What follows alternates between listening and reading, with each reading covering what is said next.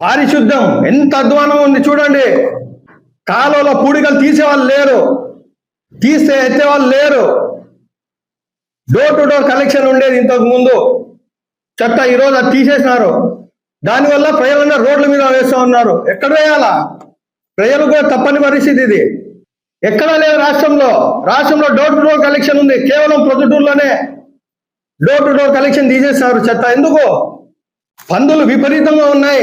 ప్రతి వీధిలో ఎన్ని కుక్కలు ఉన్నాయో చూడండి, మీరే తెలుస్తుంది. దోమల బెడత విపరీతంగా దోమలు ఉన్నాయి. ఫాగింగ్ మిషన్స్ చూసే ఒకటో రెండో, నెలల తరబడి ఇంతవరకు ఫాగింగ్ చేయలేదు వార్డుల్లో. ఇది ఈరోజు ప్రొద్దుటూరు పరిస్థితి.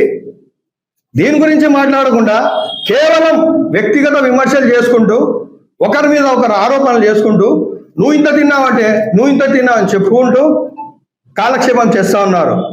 డ్రైనేజ్ వ్యవస్థ మీరు చక్కదిద్దాలని ఉందా లేదా చెప్పండి. కుక్కలు, పందులు ఇవి లేకుండా మీరు చేయాలనుకుంటారా లేదా చెప్పండి. కూరగాయల మార్కెట్ కడతారా లేదా చెప్పండి. ప్రజలకు దోమల నుంచి కాపాడతారా లేదా చెప్పండి.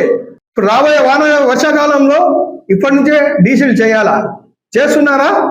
చేయకపోగా ఈ చెత్తంతా కాలువల్లో పేరుకుపోయి దోమలు, పురుగులు ఇలాంటివి వచ్చి ప్రజలకు అనారోగ్య పాలైతే ఎవరు దీని బాధ్యత వహిస్తారు?